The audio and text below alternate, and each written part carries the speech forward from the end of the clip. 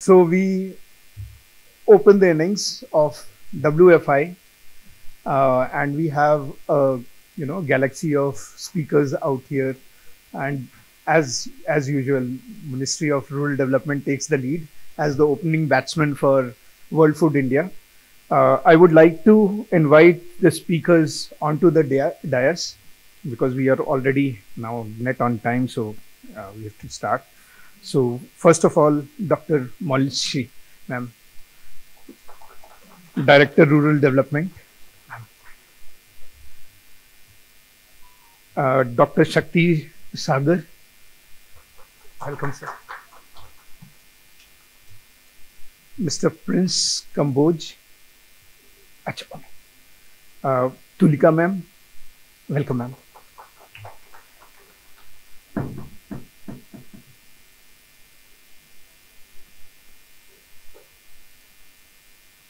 Mr. Shreyash Kashyap, sir.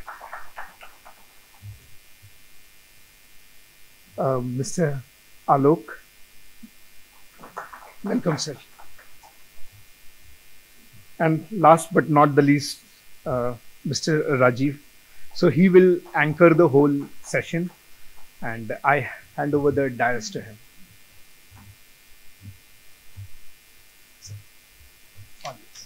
Thank you, Amit. Prince is about to join. Namaskar sabhi ko. Good morning to all our esteemed guests, dignitaries, entrepreneurs and partners, partner ministries. A very warm welcome to the Ministry of Rural Development session at the 4th edition of World Food India 2025. Our theme today is empowering women through micro food enterprises.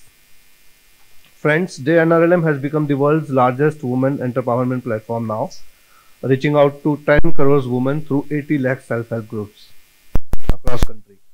आज गांव-गांव की महिलाएं अपने हुनर और मेहनत से छोटे उद्यमों को बड़े व्यवसाय में बदल रही हैं, and this is the reality now. And we have a showcasing also. Maybe you can, when you move around in the campus, you can witness that. Together with the Ministry of Food Processing Industries, MORD has already mobilized nearly 1,000 crore rupees to support 3 lakh women entrepreneurs who are into food processing sectors across country under the PMFME scheme. यह सिर्फ आंकड़े नहीं हैं बल्कि बदलाव की और आत्मनिर्भरता की कहानियां हैं, which you can witness today. We are honored to have with us a distinguished panel जो इस संवाद को और भी समृद्ध बनाएगा आज.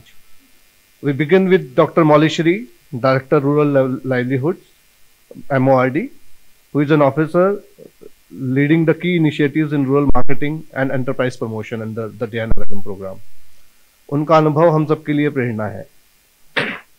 Next is Dr. Shakti Katre from NIFT Delhi. He is an expert in branding and packaging. क्योंकि बिना सही ब्रांडिंग के SHG प्रोडक्ट्स या कोई भी प्रोडक्ट सही मार्केट तक नहीं पहुंच सकता. Now further adding Mr. Prince Kamboj and Devyanshu Kamboj.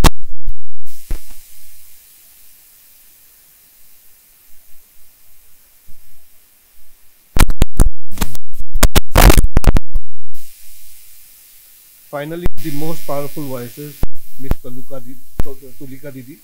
Tulika Gogoi from Assam, और उनके मेंटर श्रेयश कश्यप जो फूड कोर्ट को भी हमारे यहाँ मैनेज करते हैं, वो भी आप देखेंगे यहाँ पर आज वर्ल्ड फूड इंडिया में.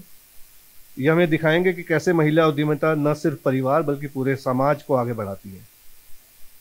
With such a rich panel this session will truly inspire all of us. आइए संवाद की शुरू करें और मिलकर सोचें कि कैसे महिला उद्यमिता को मजबूत बनाकर लखपति दीदी का सपना साकार किया जा सकता है. Over to you ma'am, doctor molecule. A very good morning to all of you. सभी को मेरा नमस्कार. ग्रामीण विकास मंत्रालय, भारत सरकार, दीनदयाल अंत्योदय योजना, नेशनल रूरल लाइवलीहुड मिशन की तरफ से मैं आप सभी का वर्ल्ड फूड इंडिया 2025 में स्वागत करती हूँ. और मेरे साथ ही साथ मेरे जितने भी यहाँ पे माननीय गेस्ट बैठे हुए हैं, प्रोफेसर साहब, निफ्ट से श्रेयस, आलोक जी, राजीव जी, एंड मैं देख सकती हूँ कि हमारे ऑडियंस में आज हमारी दीदियाँ भी हैं.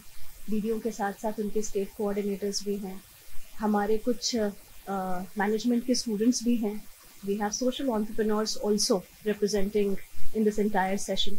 So welcome to all of you to feel the flavor of India. And to, I can see some foreign delegates also out here. So special welcome to you, ma'am.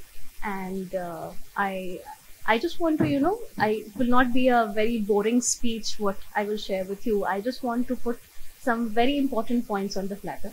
So एक तो सबसे पहले मैं आपको बताना चाहती हूँ कि ये वर्ल्ड फूड इंडिया 2025 का कॉन्सेप्ट कहाँ से आया और इसकी बेसिक फाउंडेशन, इसकी जननी कौन है.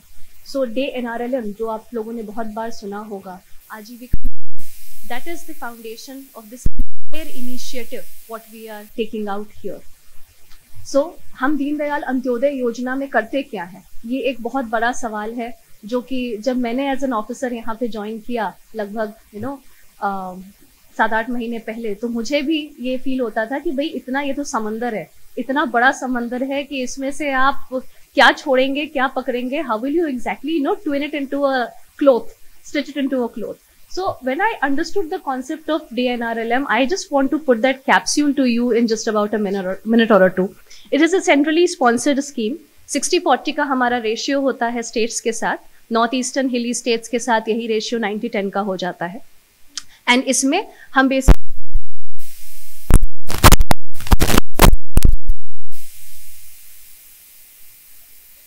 2011 में एक बहुत बड़ा प्रोग्राम हुआ करता था, स्वर्ण जयंती ग्रामीण स्वरोजगार योजना.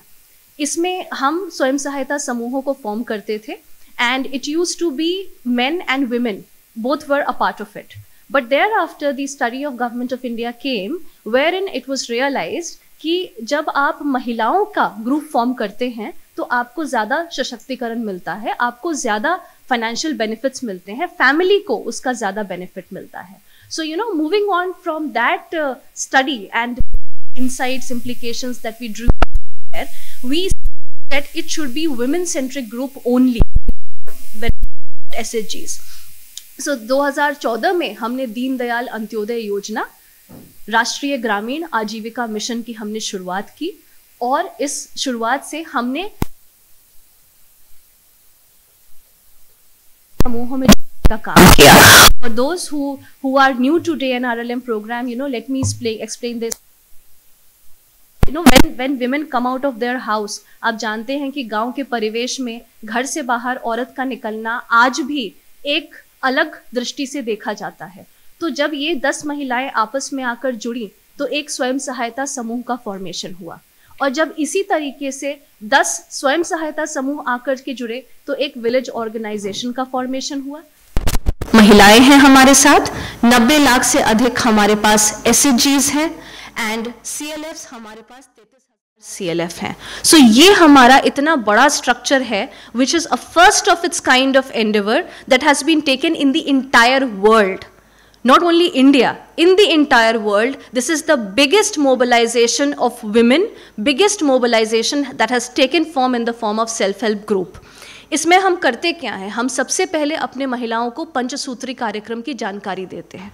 जब वो घर से बाहर आती हैं तो उन्हें नहीं पता होता पैसा क्या होता है, क्रेडिट क्या होता है, इन्वेस्टमेंट क्या होता है. ये सब उनको बताने का काम DNRLM प्रोग्राम के माध्यम से किया जाता है. Financial inclusion is a very very strong thematic for that purpose. और अब हमारा जो रिसेंट शिफ्टिंग हो रहा है वो है लाइवलीहुड्स क्रिएशन की तरफ, कि महिलाएं आ गई, साथ में बैठ गई, जुड़ गई. But this is not a kitty party. यहाँ से शुरुआत होती है उनके एम्पावरमेंट की. तो हम उनके एम्पावरमेंट को कैसे फोकस में लाते हैं कि हम उन्हें फार्म, नॉन फार्म, लाइवलीहुड्स के बहुत सारे तरीके हम उन्हें समझाते हैं. Whether it is in the farm sector, when we talk about महिला किसान सशक्तिकरण परियोजना, हमने उसका भी बेनिफिट अपने लाभार्थियों को दिलवाया है. प्रोड्यूसर ग्रुप्स फॉर्म होते हैं, फार्मर प्रोड्यूसर ऑर्गेनाइजेशन फॉर्म होते हैं, क्लस्टर्स फॉर्म होते हैं जिसमें वो उसी समूह में, उसी मोबिलाइज्ड ग्रुप में काम करते हैं और उसमें आगे बढ़ते हैं. अगर मैं नॉन फार्म इनिशिएटिव्स की बात करूं तो this is one of a kind of initiative which is being held in government of India on such a pan scale, because SVEP जो हम कहते हैं स्टार्टअप विलेज एंटरप्रेन्योरशिप प्रोग्राम, इसके तहत we provide a lot of credit support and other investment support to our rural SHG women. स्वेप है, स्वेप की, लेकिन हमने ये रियलाइज़ किया कि सिर्फ हम एक बड़ा ढांचा बना देंगे बिजनेस का, उसी वजह से हमारी दीदियाँ बिजनेस सीख जाएं, ऐसा नहीं होगा। We have to have some important programmes in between also, because our enterprises are not very big, we are not macro, we are not even micro, we are somewhere at the nano level. तो जब हम वहाँ से शुरुआत करते हैं तो there is the programme call MED, micro enterprise development, जिसके तहत हम फिर से एक दूसरे किस्म का ऋण हम अपनी दीदियों को प्रोवाइड करते हैं। क्लस्टर्स यहाँ भी आते हैं और जो इसमें से डेवलप कर जाते हैं उनको हम इंक्यूबेटर बेसिस पे, हम IIT दिल्ली के साथ हमने किया है, IIT Kozhikode, IIM Kozhikode, IIT Bhubaneswar के साथ करने जा रहे हैं, IIM कोलकाता, IIM बेंगलोर के साथ हम कर चुके हैं, ओके, कोझिकोड वाइजैक के साथ। सो आप देख रहे हैं कि किस तरह से अलग अलग थिंक टैंक्स को भी हमने इस पूरे प्रोग्राम में जोड़ा हुआ है, और हम इस इंक्यूबेटर एफर्ट के माध्यम से कोशिश कर रहे हैं कि जिनको हमने अभी तक खड़ा किया है उनको हम आगे लेकर के जा सकें। इसी में एक बहुत ही इंपॉर्टेंट कंपोनेंट आता है and that is the marketing of the products. Just producing the product and keeping it in your house does not help my entrepreneurs, and that is why in the NRLM program we are also giving due emphasis to marketing and branding of those products. जब आप मेघालय की एक चाय देखेंगे, red tea which is called, या फिर अगर मैं लैकेडोंग टर्मरिक की बात करूं, the moment you get a finished product which is in the packaged form and it tells you a story line about that product, then you are more willing to take that product than the rest of it. अभी अभी हमारा दिल्ली सरस मेला conclude हुआ है कुछ ही दिन पहले, एक सप्ताह भी नहीं हुआ है उसे, and we got such rave reviews for those products which were produced by these artisans only. Live food items हमारे पास आए थे, हमारी दीदियाँ वहीं पे कुकिंग कर रही थी, and people enjoyed that delicacy of that India so much that they came up and they actually said कि मैम जब आपके प्रोडक्ट पे हमें ये सारे FSSAI सर्टिफिकेशन वगैरह दिखते हैं, so we feel more inspired to buy it than compared to the rest of the others. So we are developing millet clusters. Millet में हमारा बहुत काम हो रहा है, मशरूम में हमारा बहुत काम हो रहा है, अलग अलग जगहों पे हम फूड प्रोसेसिंग इंडस्ट्री के साथ हम कोलैबोरेट करने की कोशिश कर रहे हैं। ब्रांडिंग पैकेजिंग पे हमारा बहुत बड़ा फोकस है, because brand is nothing else. Brand हवा में नहीं बनाए जाते, ब्रांड का मतलब ही होता है visibility. The only thing that ensures branding is a credibility and the visibility to your product. जब आप ब्रांडिंग करते हैं तो एक तरह से आप कंज्यूमर को बताते हैं कि मेरा प्रोडक्ट वर्थ टेकिंग है, आप आइए, you invite customers to take your product. It is not about, you know, एक बहुत शक्ति सागर जी मेरे से थोड़ा सा इत्तेफाक रखेंगे कि जब हम सचिन तेंदुलकर को या किसी भी बड़े आर्टिस्ट को, if anybody takes in the ad, it is not per se of the ad because he is very costly and he is very famous that, you know, that I am taking that person for the ad. The celebrity engagement for a product only means a signaling device, that if I can invite, you know, Sachin Tendulkar or the person of his sort to present my product to you, my product is of that stature. जब आप ये बात बोलते हैं कि आप किसी celebrity से वो उस प्रोडक्ट का इनॉग्रेशन करा रहे हैं, तो एक्चुअली में आप अपने प्रोडक्ट को हाईलाइट करते हैं, आप उसके बारे में बताते हैं। हम इसके माध्यम से, अपने मार्केटिंग इनिशिएटिव के माध्यम से, we also give training to our didis to actually come out in the market and interact with their consumers. उनको कम्युनिकेशन स्किल सिखाई जाती है, उनको हर तरह के जो उनके पेपर वर्क होते हैं, how to get your paper work done etcetera, everything is being taught to them. So and इसमें जब फूड प्रोसेसिंग इंडस्ट्री की मैं बात करूं तो I should not miss out on the PMFME scheme, and we are very very thankful to ministry of food processing कि जिनके साथ कन्वर्जेंस करके, सरकार में ये कहना बहुत आसान होता है कि दो स्कीम्स एक दूसरे से बात कर लें, लेकिन जब हम एक्चुअली में बात करने आते हैं then we realise that there are so many nitty gritties to it, but thanks to both the teams together, MORD and also MOFPI team, who have come together, and then the benefit of the scheme has been rolled out to my didis at large. PMFME के through हम दीदियों को न सिर्फ branding packaging सिखाते हैं, हम साथ ही साथ उनको वर्किंग कैपिटल भी देते हैं 40,000 का, उनको हम सीड कैपिटल देते हैं, उनको हम कैपिटल सब्सिडी भी हम प्रोवाइड करते हैं। सो इस पूरे पैकेज का नतीजा होता है कि एक अच्छा प्रोडक्ट, एक अच्छा फूड प्रोडक्ट हमारे सामने मार्केट में आता है। सो जब आप WFI के हमारे पवेलियन में जाएंगे, MORD के पवेलियन में, so you will find we have more than 16 stalls. 16 stalls में आपको हिमाचल, मेरे पास कुछ प्रोडक्ट्स की लिस्ट है कि आपको मिलेट भी अच्छे मिलेंगे, आपको लद्दाख का सीबक थॉर्न मिलेगा, आपको बिहार के मखाना मिलेंगे, केरला की आपको ब्राह्मी टी मिलेगी, मयूर जागरी मिलेगी, और साथ ही साथ आपको लाइव फूड भी मिलेंगे, जिसमें आपको मड़वे की रोटी है जो उत्तराखंड से आ रही है, आपके पास हिमाचल से आ रहा है सिद्धू, और रेड राइस खीर भी आ रहा है, और महाराष्ट्र से आपके पास पूरन पोली भी आ रही है। तो ये तो कुछ एक आइटम्स हैं जिसका जिक्र मैंने आपके साथ किया है। जब आप उन पवेलियंस को विजिट करेंगे, उनको देखेंगे, तो आपको रियलाइज़ होगा कि इसके पीछे हमारी दीदियों की कितनी मेहनत रहती है। और सिर्फ यहाँ वर्ल्ड फूड इंडिया तक आना उनका एक सपना नहीं होता है, it is not only their dream, it is their aspiration. और वो यहाँ रुकेंगी नहीं, यहाँ से भी वो आगे बढ़ेंगी, और किसी समय आप देखेंगे कि जब कोई इंटरनेशनल फूड फेस्टिवल हो रहा होगा तो वहाँ भी हमारी एक एसएचजी की मेंबर आपको दिख जाएगी, वहाँ पे भी अपने लाइव फूड आइटम्स को सर्व करते हुए। So all the very best to all my didis, all the very best, and I congratulate you all for joining the inaugural ceremony today, and we welcome you to visit our pavilion. आप आइए, अच्छा खाना खा के जाइए, अपने feedback दीजिए, और साथ ही साथ अगर आपके फीडबैक से हमारी दीदियों का कुछ फ़ायदा होता है तो वो हमारे लिए हम ज़्यादा मायने रखेगा। Thank you so much. Thank you, ma'am, for such a nice speech and showing us the flavors and glimpses of the whole country in a small package. Thank you so much. जैसे आपने जिक्र भी किया MED, फिर SVEP, incubator, ये कुछ इसी तरह से आप समझ सकते हैं जैसे हम अभी स्कूल में पढ़ रहे हैं, गांव के एक स्कूल में पढ़ रहे हैं, फिर हमारा सपना होता है हम किसी और बड़े स्कूल में जाएं, 12th वहाँ से पास करें, फिर ग्रेजुएशन के लिए और एक बड़ी यूनिवर्सिटी में जाएं। तो ये हमारे भी उसी तरह के स्टेप्स हैं, ये उसी तरह की सीढ़ी है जिसमें एसएचजी महिला अगर कोई उद्यमी है या उद्यमी बनना चाह रही है तो वो MED से सपोर्ट लेके शुरुआत करती है, फिर SVP में और ग्रेजुएट होती है तो उसको और सपोर्ट इकोसिस्टम का मिलता है वहाँ पर, और फिर अगर वो इंक्यूबेटर प्रोग्राम में किसी शामिल हो जाए, उस हिस्से में आ जाए, तो institutions like IIM, IITs, bits, ये सब मिलके एक साथ उसको सपोर्ट करते हैं और उसको एक मल्टीपल ग्रोथ के सीढ़ी पे डालते हैं। Thank you so much for all those insights ma'am. अब मैं आमंत्रित करना चाहूँगा श्री शक्ति सागर जी को, जो हमें बताएंगे कि कैसे एसएचजी उद्यमियों को रिटेल और एक्सपोर्ट मार्केट से जोड़ा जा सकता है। ओवर टू यू कादर साहब। Good morning to all of you. So I start my presentation with the quote "यतो भाव ततो भवति." आपका जैसा विचार है और जैसा आप सोचेंगे वैसा ही होता है, क्योंकि ऐसी कोई भी चीज़ नहीं है जिसको बिना सोचे वो हो गई हो। सो इसी के साथ मैं शुरू करता हूँ। मैं आज बात करूँगा branding. Today I will talk about, are you comfortable with English, Hindi और both?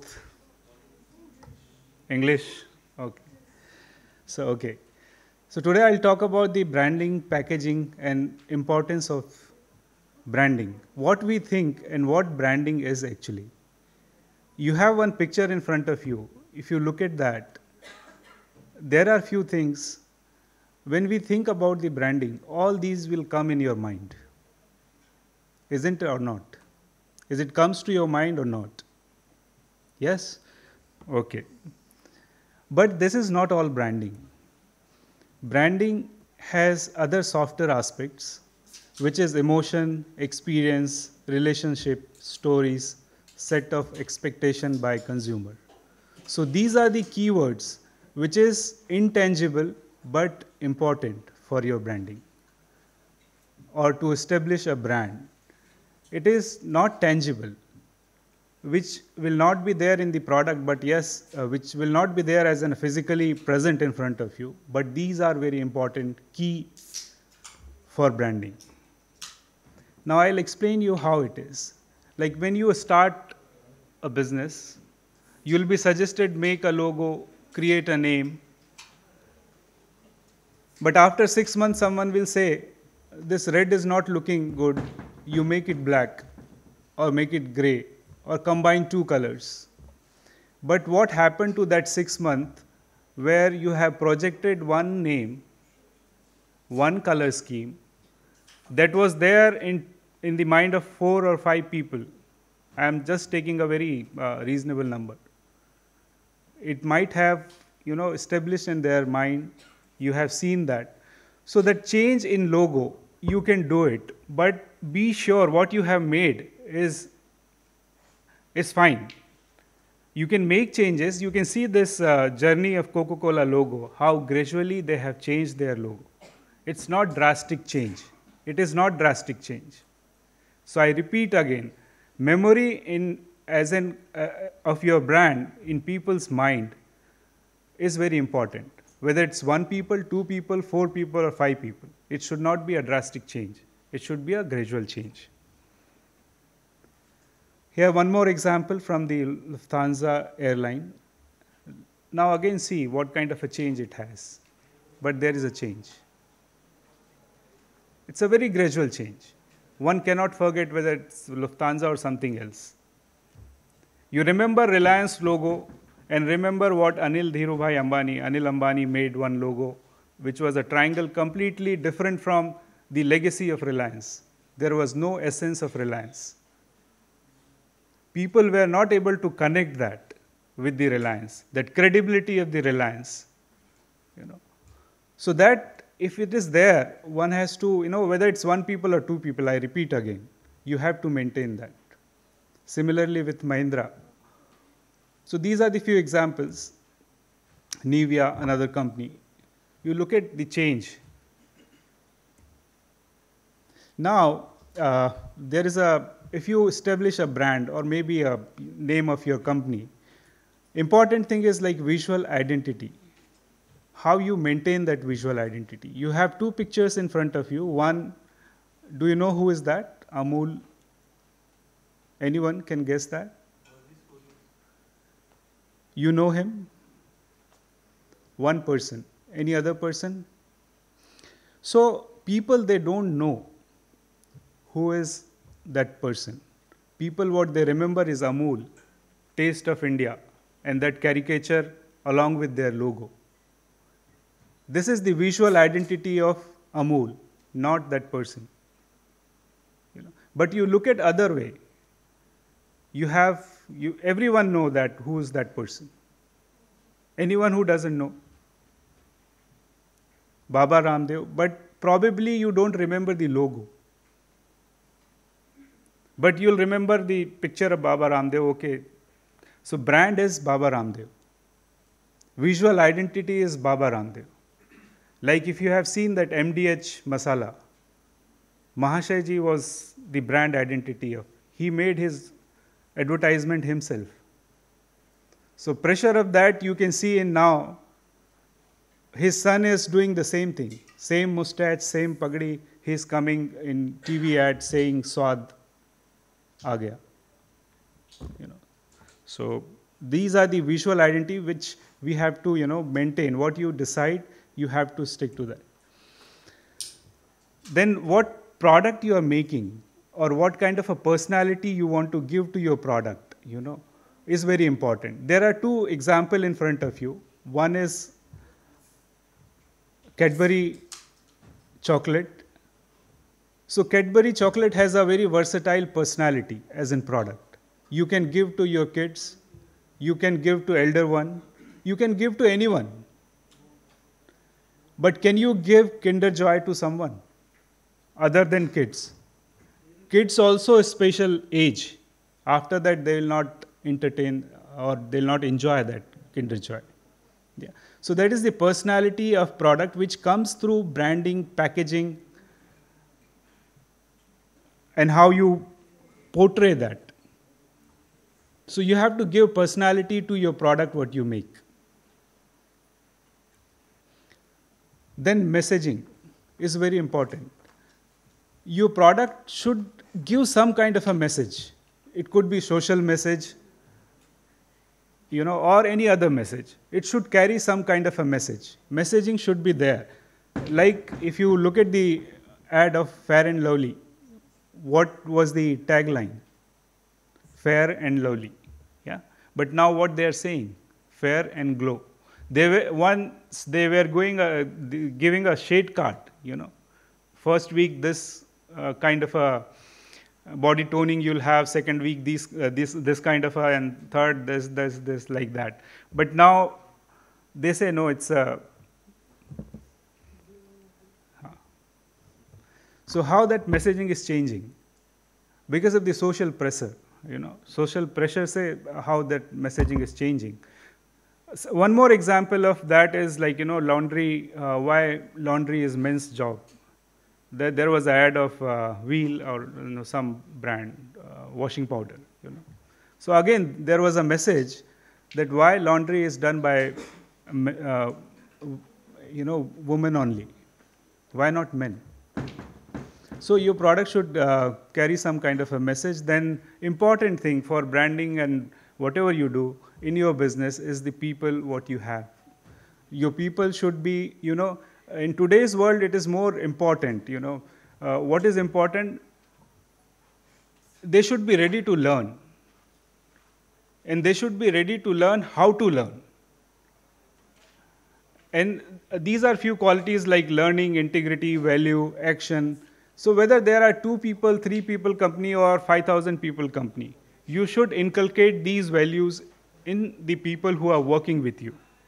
Then only your brand will flourish. Then product innovation. You have to keep innovating your product. Services, how you serve, how you attract, you know. This gentleman, he started selling juice in fruits cell only.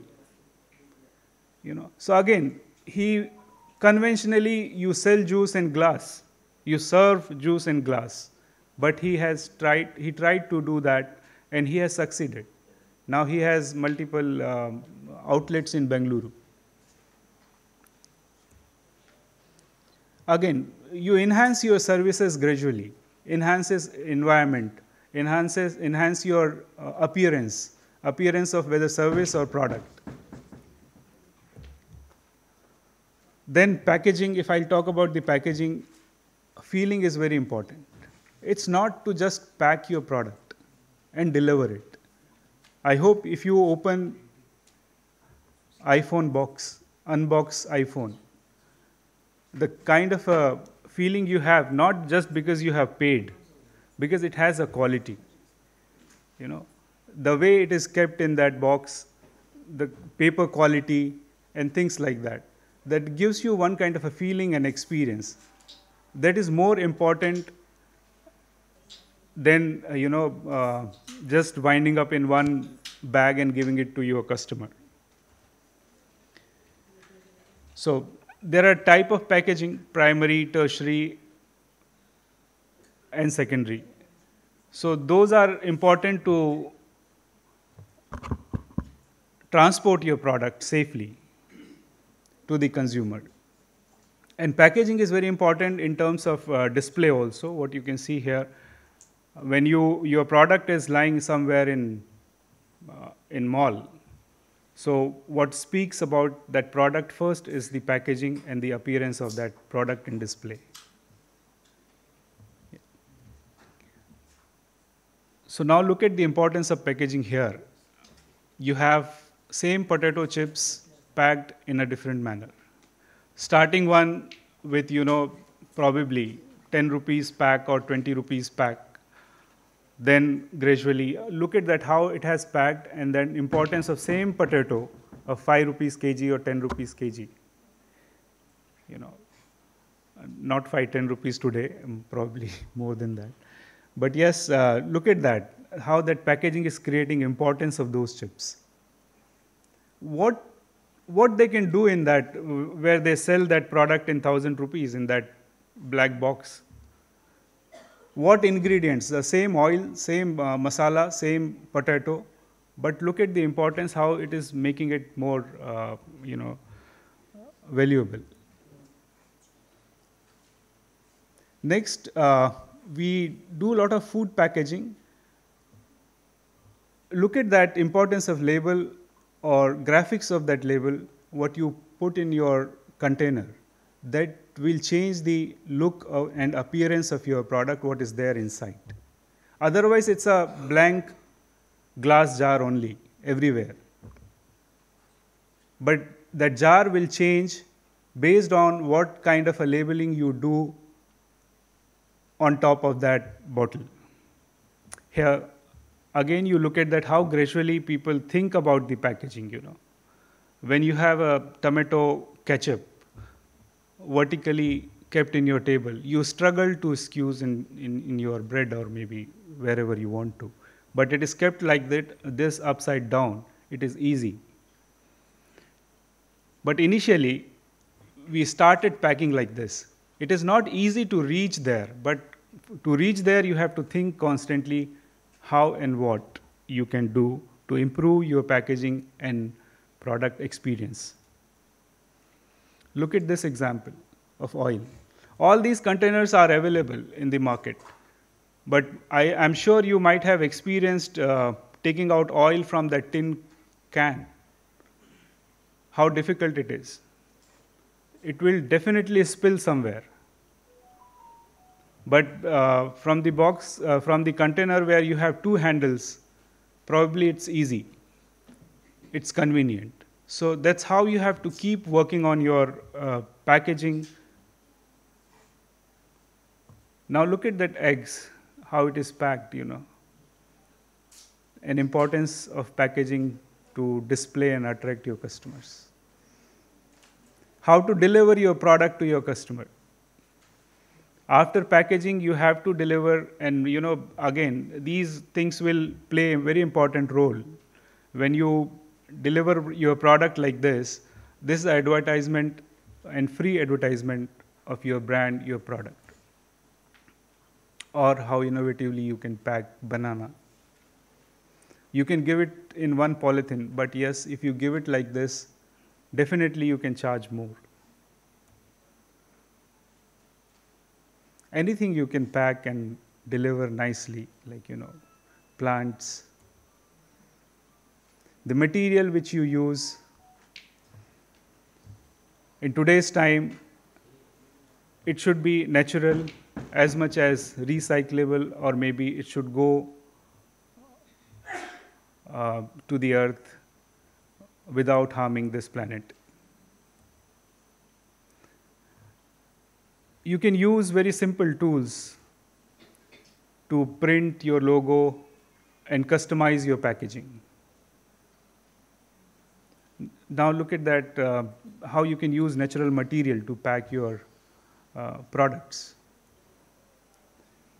It's a honey packaging, example of honey packaging, where you have,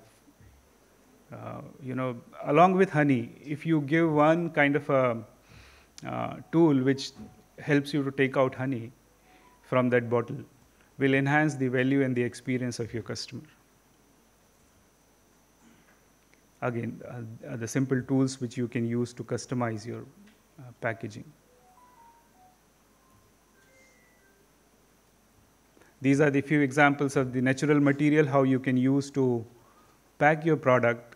Especially, it's very important for for the SHGs who are there in the villages. They have ample amount of these kind of a material available with them.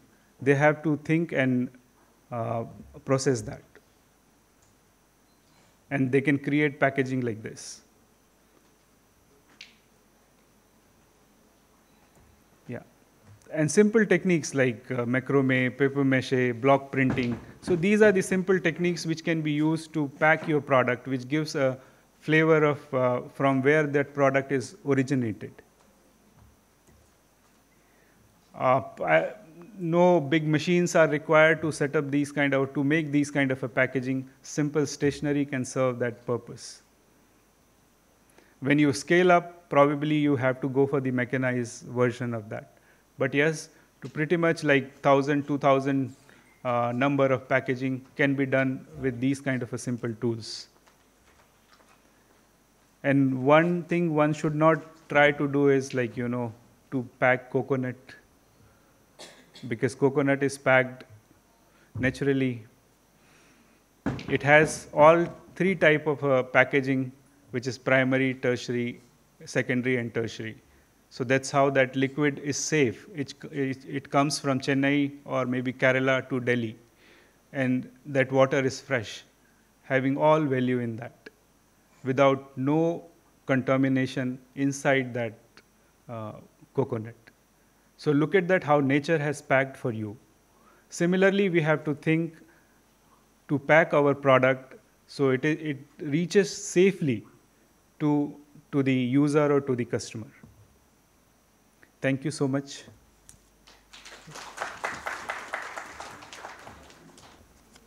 Thank you, Shakti ji, for sharing that package of branding and packaging. मुझे विश्वास है self help groups की महिलाएं भी, दीदी लोग भी इससे कुछ इनपुट्स या कुछ लर्निंग लेके जाएंगी और जो ब्रांडिंग के बारे में वो सोचती हैं वो थोड़ा अपने प्रोडक्ट में उन इनसाइट्स को यूज़ करेंगी. एक और जो इम्पोर्टेंट चीज़ दिखाई दी इस सारे में कि packaging itself is a product. आप इस बारे में भी सोच सकते हैं कि कैसे नेचुरल चीज़ों को हम पैकेजिंग के रूप में भी एक प्रोडक्ट की तरह से उतार सकते हैं मार्केट में. This is a food for thought. इसके बाद मैं आमंत्रित करूंगा श्री प्रिंस कंबोज जी को, जो हमारे साथ साझा करेंगे अपने पिताजी धर्मवीर कंबोज जी की एंटरप्रेन्योरशिप की यात्रा एज इनोवेटर ऑल्सो. एक ऐसा प्रेरणादायक उदाहरण है जिसमें ग्रामीण नवाचार को ग्लोबल पहचान दिलाई है. Over to you prince. Before you take over, मैं भी अपना एक्सपीरियंस कुछ शेयर करता हूँ. मैंने काम किया है धर्मवीर जी के साथ, I think way back in 2005-6-7 के आसपास, जब ये शुरुआत कर रहे थे अपने उस फूड प्रोसेसिंग मशीन को लॉन्च किया था इन्होंने. मैं नेशनल इनोवेशन फाउंडेशन के साथ तब काम करता था. तो हमने मिलके उस प्रोडक्ट के कई वेरिएंट बनाए थे MNRE जयपुर के साथ मिलके, और 1-2 यूनिट उस समय हमने एक्सपोर्ट भी किए थे. तो I think he was the only person at that point in time जिसको हम जो इनपुट देते थे तुरंत पकड़ के और उस पर लग जाते थे, चाहे दिन हो या रात हो. और आज उदाहरण के लिए उनके बेटे यहाँ पे आए हैं. उन्होंने तो अपनी जर्नी काफ़ी लंबी चलाई है, अभी चला रहे हैं, and he is taking his legacy forward. Over to you Prince. Come. नमस्कार आप सभी को. Good morning. Thank you sir. यहाँ वैसे तो मैं फार्मर भी हूँ, एक किसान हूँ एंड एंटरप्रेन्योर भी हूँ. और जो मेरे पिताजी हैं, सबसे पहले मैं आपको ये भी बताना चाहता हूँ कि पूरे भारत में जो NCERT की एक बुक है बिजनेस स्टडी, उसमें एक 3rd चैप्टर है बिजनेस इन्वायरमेंटल.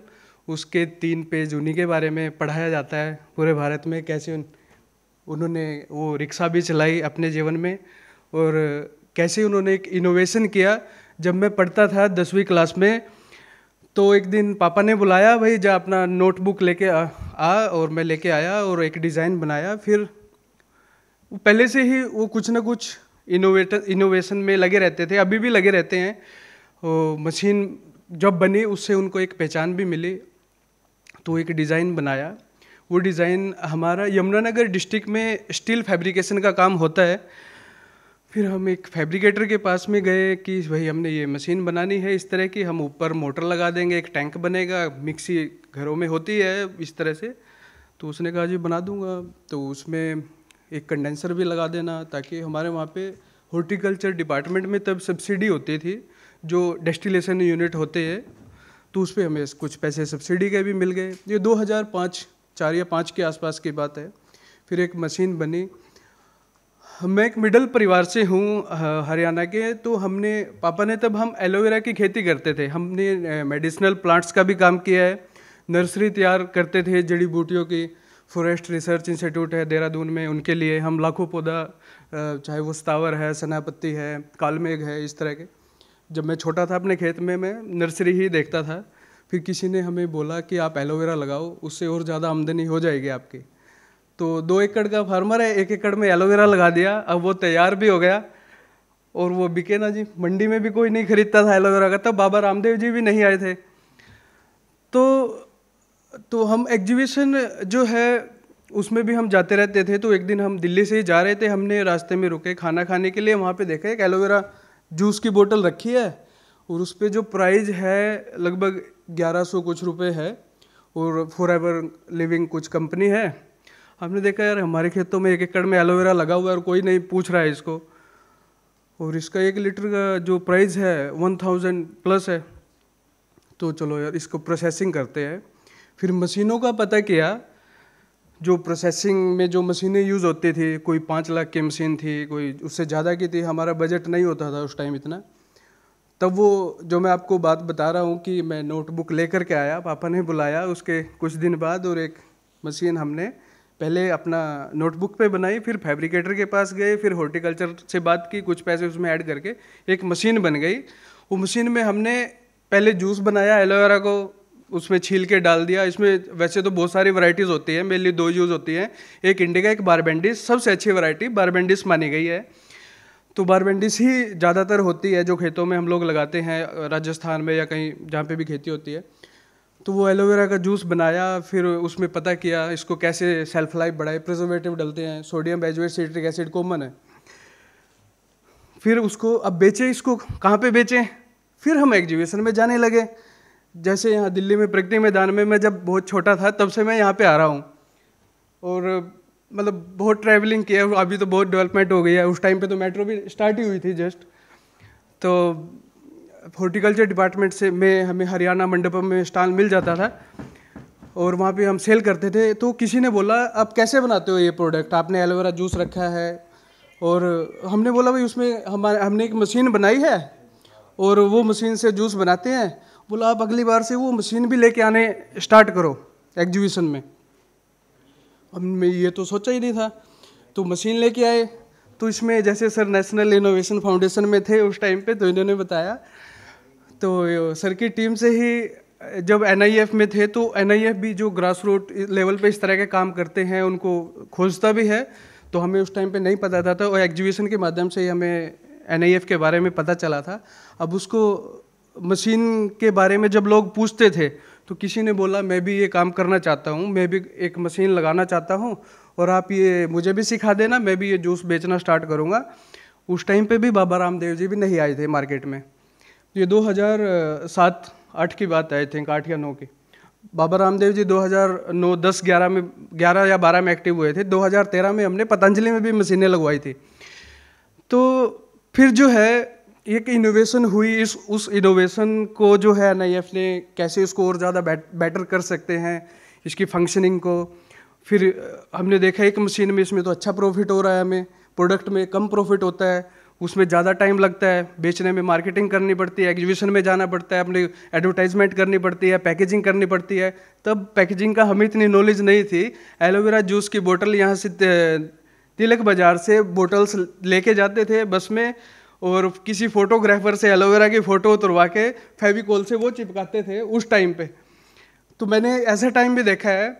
और फिर जब मशीन बनी, NIF ने काफ़ी उसमें सहयोग दिया उसको बेटर करने में, उसकी क्वालिटी में, उसके जो है डिज़ाइन में, कि ये तो बहुत अच्छी मशीन है। अब समय के साथ साथ उसमें 2-3 साल हमारे बीते, अब उसमें हमें पता चल रहा है हम एलोवेरा की जगह आंवले का जूस भी मार्केट में उस टाइम पे डिमांड है, तो हमने उसमें आंवले को प्रोसेस किया, आंवला जूस भी बन गया।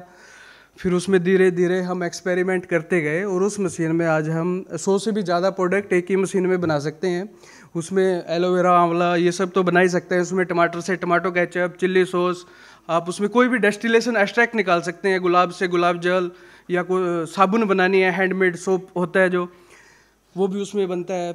भारत से बाहर जब मशीन की डिमांड आई, अफ्रीका में, नाइजीरिया में, केन्या में, युगांडा में, और भी लगभग 15 कंट्री में ये मशीन हमारी अभी तक जा चुकी है, और इसको 2 बार नेशनल अवार्ड भी मिल चुका है राष्ट्रपति जी से। और फिर जो है मशीन पे हमने फोकस किया, उसकी फंक्शनिंग पे, उसके डिज़ाइन पे, और धीरे धीरे मशीनों की डिमांड बढ़ने लगी। और 2017 में पापा के नाम से हमने Dharmveer food processing technology private limited company को बनाया, और अभी हम पूरे भारत में लगभग 20,000 से महिलाओं से भी ज़्यादा महिलाएं और पुरुष इस मशीन पे काम कर रही हैं। उसको प्रोसेसिंग करने में, जो प्रोडक्ट बनता है पैकेजिंग करने में। तमिलनाडु में भी मशीन हमारा काफ़ी मशीनें गई हैं। नॉर्थ ईस्ट में हम लोग जो है ट्रेनिंग देते हैं। इसमें PPT भी मैं दिखाता हूँ आपको, इसका तो ध्यान ही नहीं किया। तो इसमें कुछ फ़ोटोज़ हैं आपको। अब वैसे तो यूट्यूब पे बहुत सारी डॉक्यूमेंट्री फिल्में भी बनी हुई हैं पापा के नाम पे। पैडमैन फिल्म में भी उन्होंने अक्षय कुमार के साथ में दिल्ली IIT में एग्जीबिशन जब हुआ था, वहाँ पे भी उन्होंने स्टॉल लगाई थी। और ये सबसे पहली ओल्ड मॉडल है। ये जो मशीन आप देख रहे हैं, ये ओल्ड मॉडल मशीन है। उसमें बहुत सारे अपडेट हुए हैं। राष्ट्रपति भवन में भी ये मशीन लगी हुई है।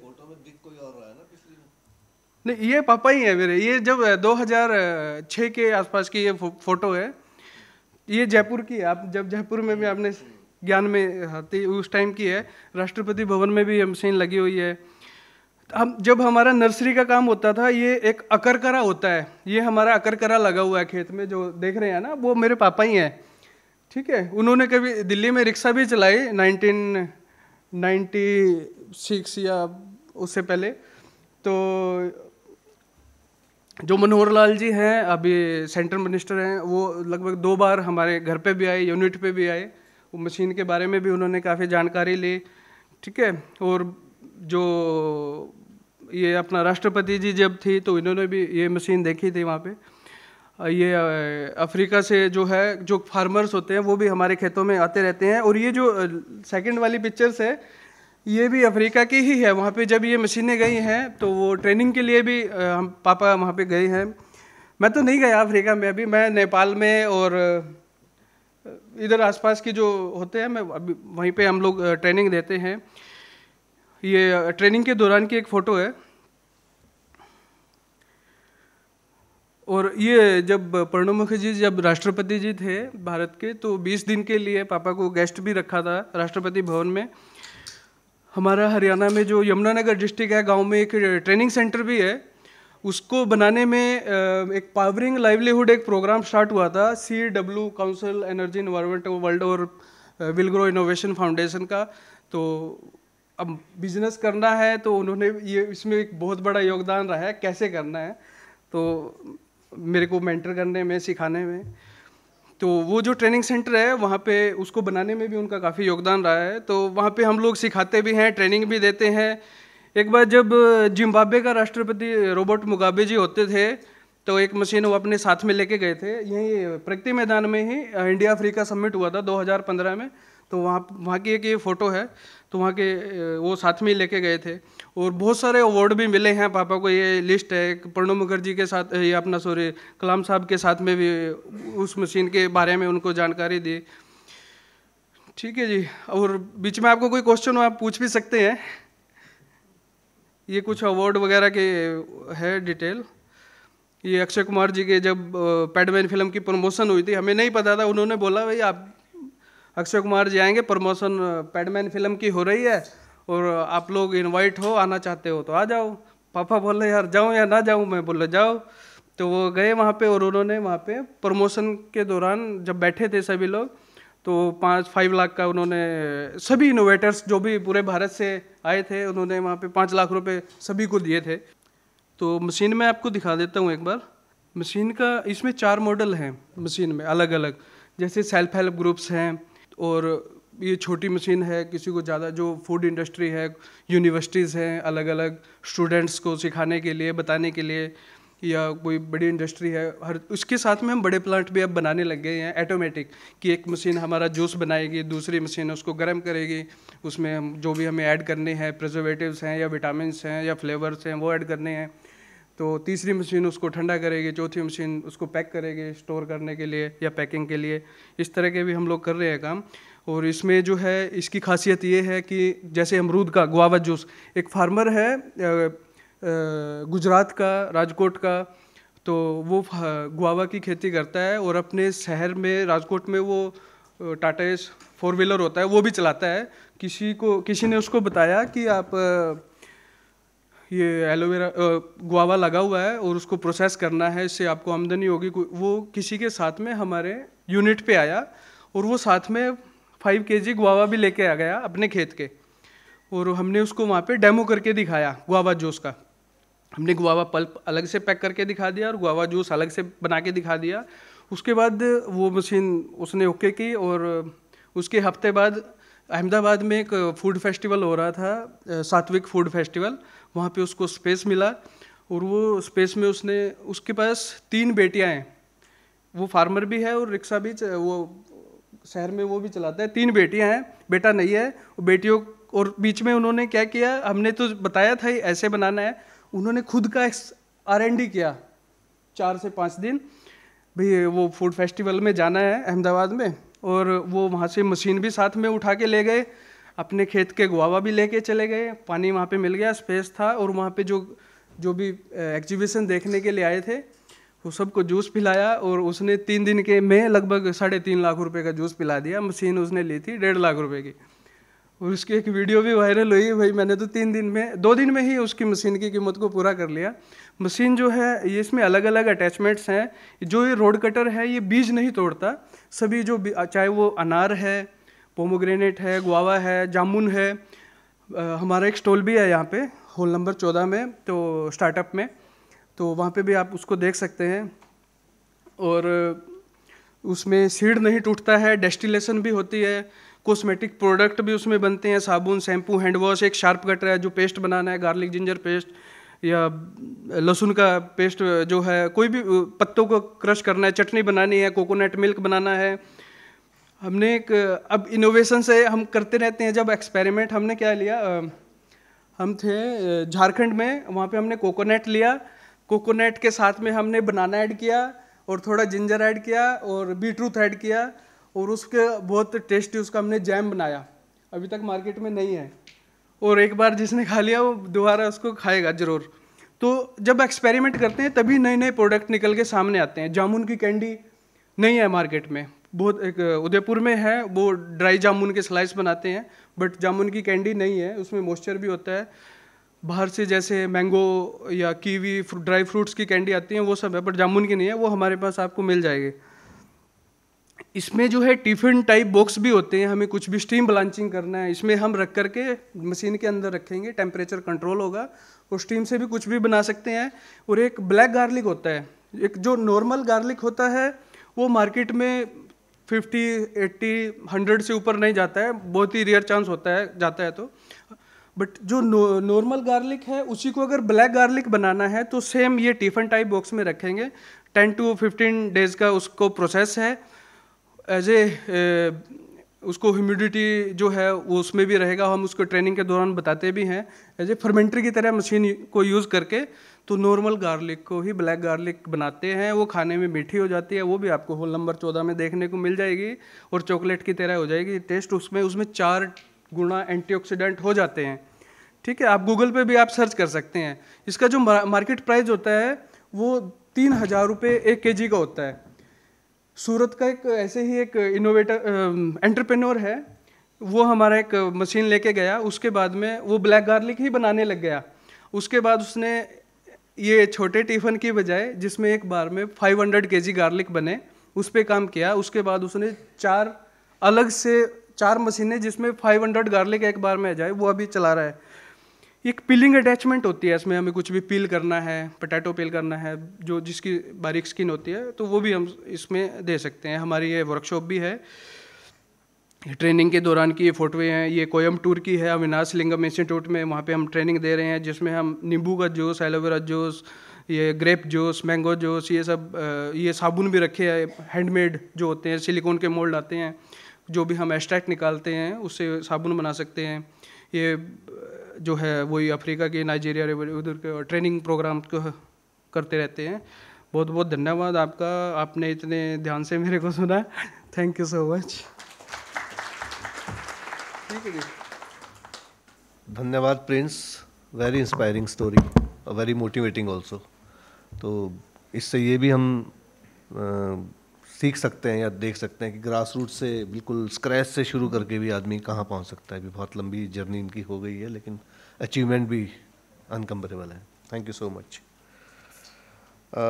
अंत में मैं इनवाइट करूँगा तुलिका दीदी जी को और श्रेयश को अपने अपने अनुभव हमारे साथ साझा करें, एक महिला उद्यमी और एक मेंटर के रूप में जिन्होंने ग्रामीण फूड बिजनेस को मजबूती दी है। तुलिका जी।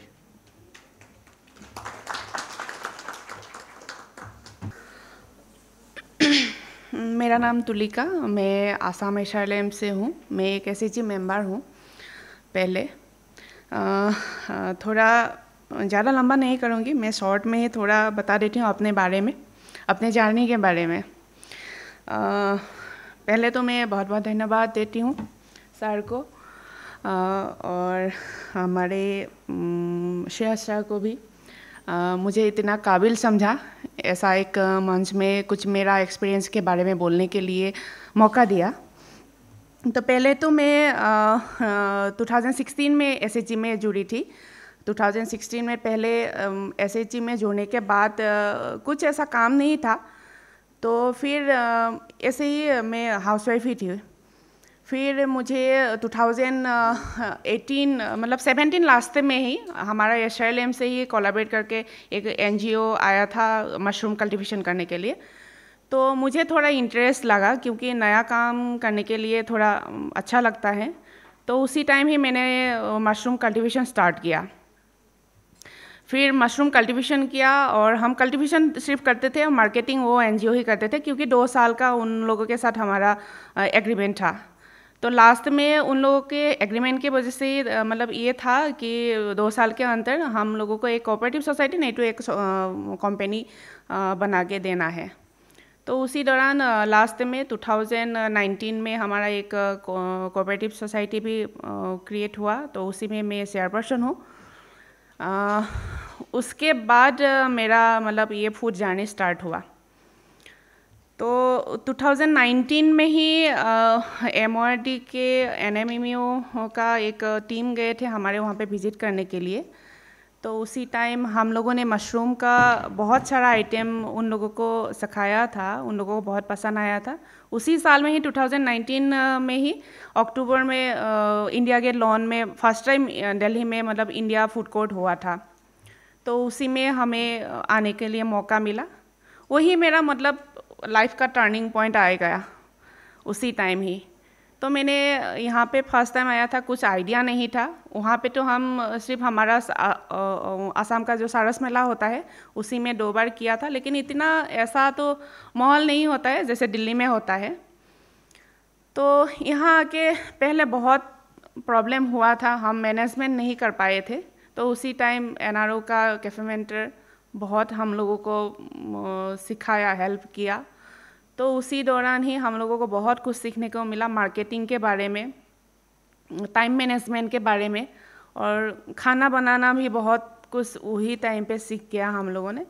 तो वही उसी टाइम से ही मतलब रुकने को अभी तक टाइम नहीं मिला है। और मैं अपने साथ साथ मेरा 240 मेंबर है हमारा कोऑपरेटिव सोसाइटी में, और हमारा काम देख के ही हमारे सेंट्रल गवर्नमेंट, सेंट्रल एग्रीकल्चर मतलब सेंट्रल गवर्नमेंट के अंदर ही एग्रीकल्चर डिपार्टमेंट में हमारा आसाम गवर्नमेंट और सेंट्रल गवर्नमेंट मिलके एक प्रोजेक्ट आया था रूरबन बोल के। तो उसी में ही हमारा काम देख के, हमारा मशरूम कल्टीवेशन देख के, सिर्फ हम लेडीज़ हैं क्योंकि, तो उन लोगों ने एक फूड प्रोसेसिंग का यूनिट भी हमारा पूरा सेटअप बना के दे दिया है। अभी वहीं पे हमारा काम चल रहा है कोऑपरेटिव सोसाइटी का। और उसी दौरान मैं कुछ ट्रेनिंग के लिए मुझे मौका मिला फूड प्रोसेसिंग का, हॉर्टिकल्चर के अंडर, NSIC के अंडर फूड क्राफ्ट इंस्टीट्यूट में। तो उसके बाद मैंने वो फूड प्रोसेसिंग और बेकरी भी स्टार्ट किया, क्योंकि मैंने 2020 में ही ट्रेनिंग लेके मशरूम वैल्यू एडिशन का भी काम किया था। तो अभी मेरा खुद का एक ब्रांड भी है, तो मैं 2023 से स्टार्ट किया। अभी मेरे साथ भी डायरेक्टली इनडायरेक्टली 10 DD लोग जुड़े हुए हैं। अभी इंडिया फूड कोर्ट में भी मेरा ऐसा 2019 से अभी तक का हर बार मैं आने के लिए मुझे मौका मिलता है, बहुत अच्छा लगता है। सिर्फ पैसा कमाना ही नहीं, हर बार कहीं ना कुछ नया सीख के जाती हूँ। वही हम वहाँ जाके अप्लाई करती हूँ, DD लोगों को सिखाती हूँ। अभी मैं फूड प्रोसेसिंग और बेकरी का और मशरूम कल्टीवेशन का भी एज ए मास्टर ट्रेनर हर डिस्ट्रिक्ट में और बाहर में भी ट्रेनिंग करती हूँ। अभी बहुत सारा ऐसा मार्केटिंग प्राइवेट कंपनी हमारे साथ कोलैबोरेट किया है। तो अभी पहले तो हम नॉर्थ ईस्ट में ही सप्लाई करते थे, सिर्फ हमारे डिस्ट्रिक्ट में ही करते थे। अभी बाहर के लिए भी बातचीत हो रहा है। मैं सोचती हूँ मेरा ये जर्नी थोड़ा और आगे बढ़ जाएगा। तो इतना ही है मेरा बारे में। बाकी मैं जितना भी थैंक यू बोलूँ उतना कम पड़ जाएगा मुझे ये मौका देने के लिए। MORD को, NMMO के सभी सर मैम को मैम को तो मैं पहले मिली, मतलब हमारे वहाँ पे गए थे लेकिन मैं मिली नहीं थी। आज मैम के साथ बहुत बात किया, क्योंकि हमारे उधर पे थोड़ा काम बाकी है। बाकी तो हम प्रोडक्शन अच्छे से कर ही रहे हैं, लेकिन वो पैकेजिंग में थोड़ा काम करना बाकी है, इसके बारे में बात किया। तो वो सर को भी मिला है, मैं पैकेजिंग के बारे में थोड़ा बात करूँगी। और मशीनरी के बारे में भी अभी हम जो सर ने बात किया, प्रिंस सर ने, तो मुझे लगता है हमें भी थोड़ा एक मौका मिलेगा, क्योंकि हमारे उधर पे ज़मीन तो बहुत है। सब लोग जैसे एलोवेरा की बात किया है, आंवला भी हमारे उधर तो ऐसे ही हो जाता है, वो मतलब लगाने की ज़रूरत नहीं होता है। तो उसका प्रोसेसिंग करने के लिए हमें वो अच्छा मशीन नहीं मिलता है और अच्छा मौका नहीं मिलता है। तो हम सोच रहे हैं कि अभी ये सब मतलब जो इन्फॉर्मेशन मुझे यहाँ पे मिला है, तो वो अप्लाई करके हमारे डीडी लोगों को आगे बढ़ाने के लिए थोड़ा मदद होगा। तो मैं थैंक यू बोलना चाहूँगी। स्पेशल थैंक तो हमारा SRLM को मुझे मतलब काबिल समझ के यहाँ तक भेजने के लिए। थैंक यू सभी को। थैंक यू तुलिका दीदी। आई थिंक जो एक पर्पस था उसका एक ग्लिम्स आपने ऑलरेडी बोल दिया है कि आपको जो इंसाइट्स मिले हैं और जो अलायंस आप करने जा रही हैं आगे। Thank you so much. Shreyas, may be now you can just share with us how this journey was. Hello everyone, good morning. So adding on to Tulika Didi's story, so I would like to say कि this is one of the stories that we are celebrating across the country, and there are hundreds and thousands of women reverberating with similar stories. I belong to Kudumbashree. Kudumbashree is the state poverty eradication mission of Kerala, and Kudumbashree has been in existence since 1998. What we saw when Kudumbashree and micro enterprises were sprouting up, that a segment of food service enterprises was a very common, a major sector that came along in the whole universe of SHG run enterprises. Since 2014, Kudumbashree started the India Food Court concept, but then this was being tried in Kerala. 5 years we run the model, and then there was a huge acceptance, and we could see that the SHG women who participated in these melas were able to generate massive incomes. And learning from those experiences, Kudumbashree started doing similar food festivals with private players, also had a couple of international food festivals based in Dubai. And learning from those experiences, since 2019, we have been working with the Ministry of Rural Development. It started as a practice or a pilot for the India Gate program that Tulika Didi mentioned. And in the first event itself, we crossed the revenue of 1 CR. So that gave us, the ministry, a lot of confidence. And we have never looked back. We have worked continuously with the ministry in maybe expanding these events to various different geographies and also models. A lot of my colleagues from different SRLMs are sitting here. And every SRLM, every state rural livelihood mission, every other ministry has also taken the food sector, which is SHG run, and they have tried to integrate it in various events and melas. And currently, we are in the 6th year since 2019, and we are doing a number of events. But then this is the time where we actually move into better models, because these are limited events, and a certain fixed number of SHG members are able to take benefit out of it. This is the right time when we actually move into branding, or maybe we'll have to decentralize the model of India Food Court or similar food festivals which are driven or run by SHG members. How do we localize it more? Because so that the benefits of such marketing platforms and initiatives wherein you directly make connect with your consumers happen at local level, maybe block levels, maybe district levels, and happens throughout the year. So that is going to be the next phase of our intervention, and hopefully every other ministry's intervention, because that is where the scale is and where the Lakpati dream of a certain number of 3 crore that goes beyond the 3 crore target, goes to 5 crore, 10 crore women. We have to work on scale, we have to work on tech-driven initiatives, and hopefully the future is even more bright. Thank you.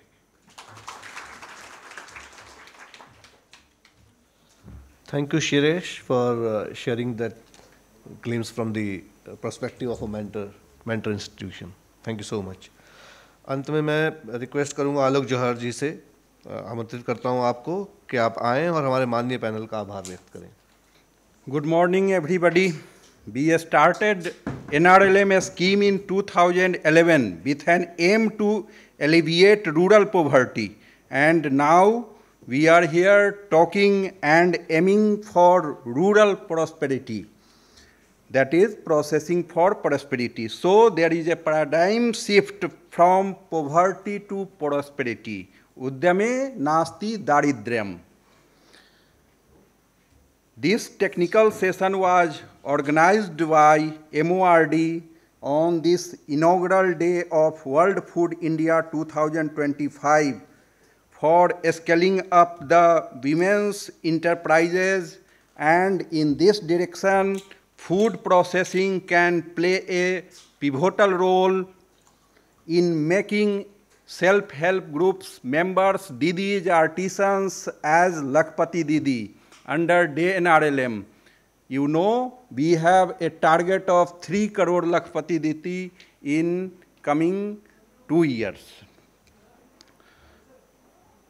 With this, I, on behalf of Ministry of Rural Development, thank each and every member of the team associated with this event session, and particularly the today's eminent speakers, including Dr. Maulisri, Director, MORD, who described various initiatives being taken by MORD and under NRLM and also in convergence with MOFP for rural enterprise development.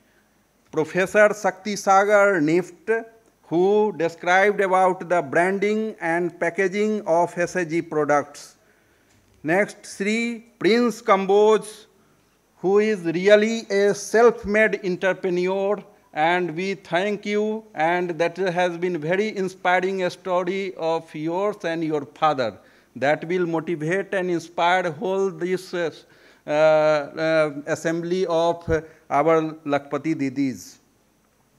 Next, Ms. Tulika, SAG member from Assam, who gave details about how she has been associated with the mushroom cultivation, and that has changed her life and the whole enterprise sector linked with her. And last but not least, Mr. Shreyas, who is from Kudumsri and looking after the operation and management of the India Food Court. And also very much thanks to the all Didis present here, entrepreneurs, businessmen, our NRLM team, NMMU team, Mr. Rajiv Singhal, who has been pioneering this technical session, and medias, everybody who are available here and listening to us. I especially thank Ministry of Food Processing Industries for this wonderful platform, World Food India 2025, at this Bharat Mandapam. Since December 2020, the convergence has facilitated self-help groups under NRLM access to MOFP's PM, formalization of micro food processing enterprises scheme through SRLMs that has provided a wider opportunities for rural women entrepreneurs and overall for formation of Atmanirbhar and Viksit Bharat. I also welcome and thanks all states and SRLM participating in this World Food India 2025. I thank Kudumsri for facilitating in India Food Court at this event. I also thank FICCI for the support in event management, and also thank our Lakhpati Didis present here for making this session wonderful. Jai Hind. So before we let you go, we would like to give our token of just give me 1 minute. So thank you giving is not a very कहते हैं ना कि ये बहुत ही मुश्किल काम होता है. This is a very tough job, because if you know, and thanks to Alok ji, you know, he described all the names, everybody meticulously in a very well mannered way. So I would just, you know, add one name over here. Just because I'm taking this seat, that doesn't mean that, you know, we forget the person who is the mastermind behind the entire show that we are putting up today, Ms. Rajeshwari, and she's director from MORD, and she is the mastermind for developing all this concept of WFI. She has worked tirelessly for 1.5 months with the team of, you know, Rajiv ji and everybody else. So Ms. Rajeshwari Malegora, she's not presently here with us physically, but yes, as a part of MORD, she is the one who has made this event the way you see it today, with Rajiv and with the entire team of NRLM, Mitru, Pankaj and Harikesh. I can see my Saras Gallery also sitting over there. So Saras Gallery का भी आप यहाँ पे एक stall देखेंगे जिसको आप enjoy कर सकते हैं. We have a small endeavor at Delhi जहाँ पे हम different food items, हमारे farm non-farm के products हम वहाँ पे डालते हैं, तो उसे भी देखिए, उसे भी enjoy कीजिए. So I just wanted to just call out this name specifically. So thank you so much. So before we sign off, we would like to offer our token of gratefulness, and so I would invite